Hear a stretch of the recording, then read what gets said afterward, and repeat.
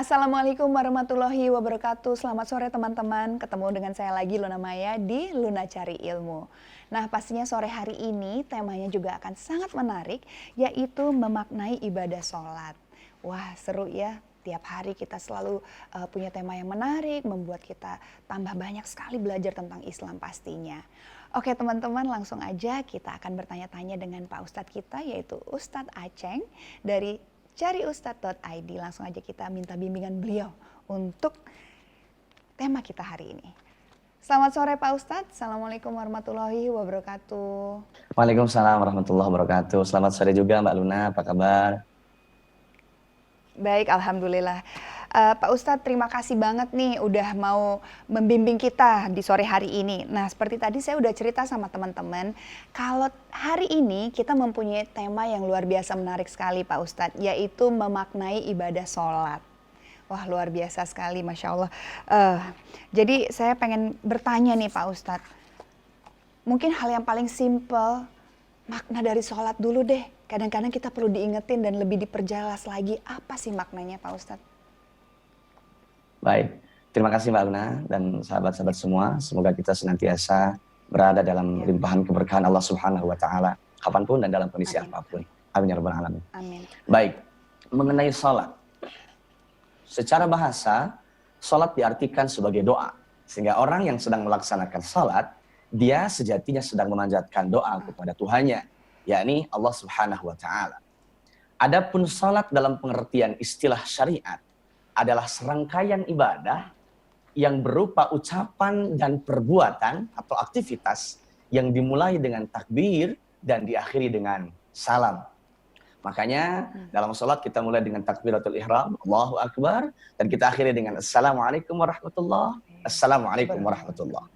Sementara dari sisi estetika atau dari aspek yang lain, salat adalah sarana komunikasi yang diberikan oleh Allah Subhanahu wa Ta'ala kepada kita untuk dapat senantiasa membangun konektivitas antara makhluk dengan hambanya.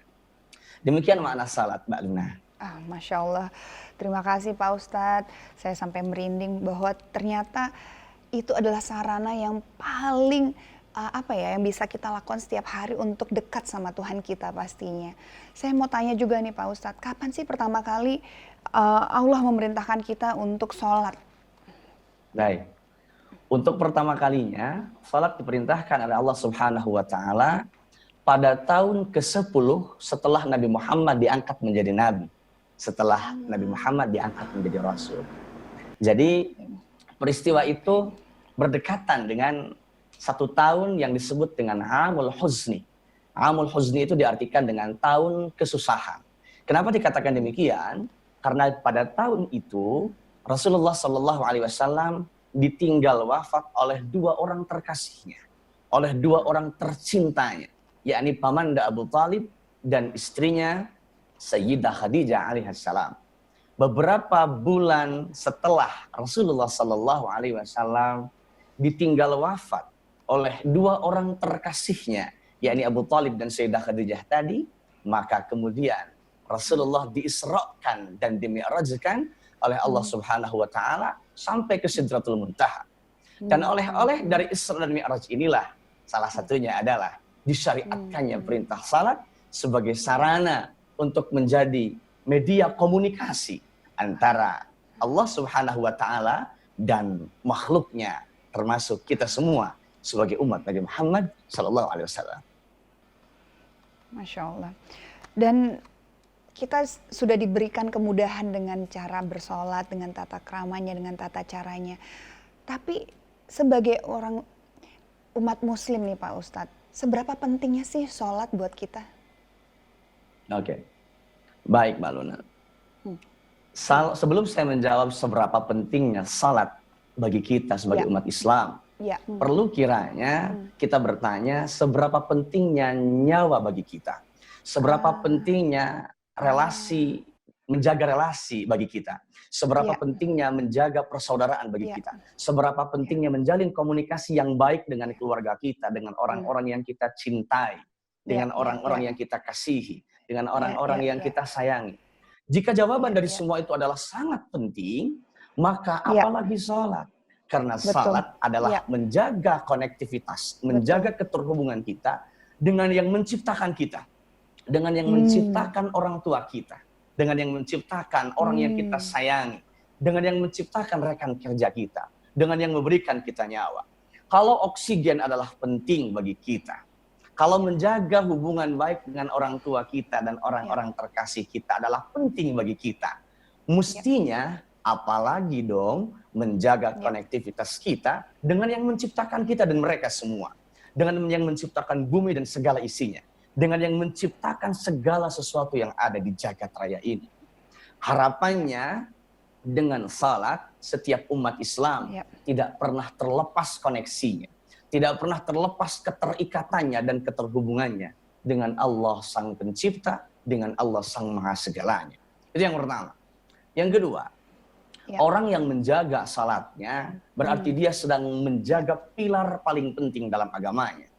Karena Nabi kita mengatakan salat adalah tiangnya agama. Menjaga salat, mementingkan salat berarti sama dengan menjaga tiang agama agar senantiasa kokoh ibarat tiang supaya tidak dimakan oleh rayap. Yang ketiga, Nabi SAW bersabda dan mengibaratkan sekaligus bahwa salat sejatinya bagi manusia itu ibarat air. Jika air digunakan oleh kita untuk membersihkan kotoran-kotoran lahir, misal debu yang ada dalam tubuh kita, kita bersihkan dengan air itu. Misal dalam tubuh kita ada kecap atau ada saus atau ada apapun, kita bersihkan itu dengan air, maka salat adalah media untuk membersihkan jiwa kita dari dosa-dosa yang kita perbuat. Sehingga keberadaan salat adalah amat sangat urgent, adalah amat sangat penting bagi kita. Demikian Mbak Luna. Wah, Masya Allah.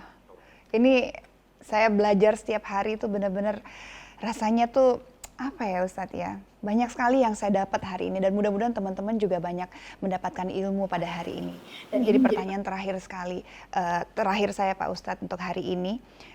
Setelah kita sudah menjalankan semua perintah Allah dan pilarnya adalah sholat, apa hikmah di balik sholat itu sendiri Pak Ustadz? Baik, terima kasih Mbak Luna. Ya. Sudah barang tentu dengan salat kita diharap akan senantiasa dapat menjaga konektivitas kita dengan Allah Subhanahu wa Ta'ala, Sang Pencipta. Dengan salat pula sudah barang tentu kita dikondisikan untuk selalu mengingat Allah yang merupakan tujuan dari salat itu sendiri. Allah Subhanahu wa Ta'ala berfirman dalam surah Thaha ayat 14, "Wa aqimis salata li dzikri," dan dirikanlah salat untuk mengingat aku. Lebih dari itu, kita berharap dengan terbiasa mengingat Allah saat kita salat, akan terbiasa pula kita mengingat Allah saat kita di luar salat atau dalam aktivitas apapun. Karena mengingat Allah tidak hanya dibatasi pada saat kita salat saja. Karena jika sudah demikian, tentu kita akan selalu waspada dan hati-hati dalam setiap aktivitas yang kita lakukan, karena kita merasa selalu diawasi dan dilihat oleh Allah Subhanahu wa Ta'ala.